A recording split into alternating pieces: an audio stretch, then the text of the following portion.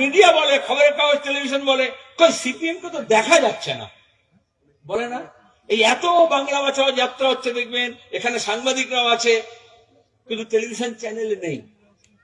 ওখানে বলবে এই দেখুন হুমায়ুন কবির এই বলেছে। ওরা কার কথা বলছে? প্রতিদিন মোদির কথা বলছে, মমতার কথা বলছে, দাঙ্গা হাঙ্গামার কথা বলছে, খুন খারাপের কথা বলছে, এই গোষ্ঠীর সঙ্গে ওই গোষ্ঠীর লড়াই হচ্ছে সেটা বলছে। মন্দির মসজিদের কথা বলুন, একটু হিন্দু মুসলমান বলুন, একটু দাঙ্গা হাঙ্গামা বলুন, তবে একটু হইতেই হবে। কিন্তু বেকার ছেলে কাজ পাচ্ছে না, সেটা টেলিভিশনে খবর দেয়, তার মানে কি বেকার নেই? এই যে শিক্ষক নিয়োগে দুর্নীতি শুনছেন, এই যে মাদ্রাসায় শিক্ষক নিয়োগ হচ্ছে দুর্নীতি, স্কুলেও নিয়োগে দুর্নীতি হচ্ছে, স্কুলও বন্ধ হচ্ছে, মাদ্রাসা বন্ধ হচ্ছে।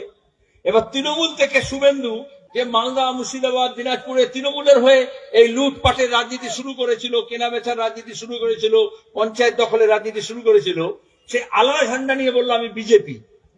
আর তারপরে কি বললো? মাদ্রাসা আলাদা, স্কুল আলাদা, হিন্দু আলাদা, মুসলমান আলাদা। তাহলে স্কুল মাদ্রাসা দুটোই বন্ধ হচ্ছে, আমরা লাল ঝান্ডা বলবো সবাই মিলে একসঙ্গে লড়ো, শিক্ষা বাঁচাও। সে কি বলবে? হিন্দুর হাত থেকে মুসলমান বাঁচাও, মুসলমান হাত থেকে হিন্দু বাঁচাও, স্কুলের হাত থেকে মাদ্রাসা বাঁচাও, মাদ্রাসার হাত থেকে স্কুল বাঁচাও। তাহলে কি করলো? স্কুল আর মাদ্রাসা নিজের মধ্যে ঝগড়া করে না। স্কুলে যে পড়ে আর মাদ্রাসায় যে পড়ে সেও নিজের মধ্যে ঝগড়া করে না। স্কুলে যে পড়ায় আর মাদ্রাসায় যে পড়ায় সেও নিজে ঝগড়া করে না।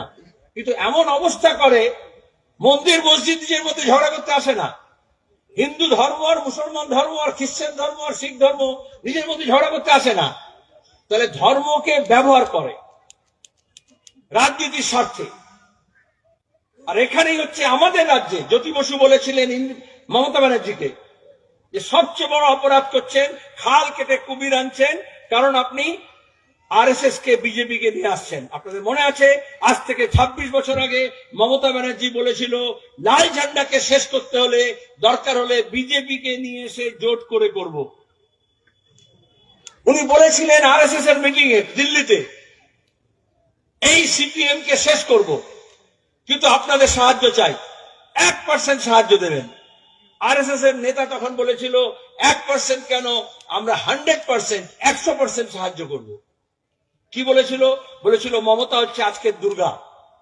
তাহলে দুর্গাকে যেরকম অসুর বধ করার জন্য দেবতারা 10টা হাতে অস্ত্র দিয়েছিলেন, তাহলে আরএসএস আমাদের দেশের পুঁজিপতি, দেশি বিদেশি সবাই মমতাকে অস্ত্র দিল, দুর্গা সাজালো, নকল দুর্গা।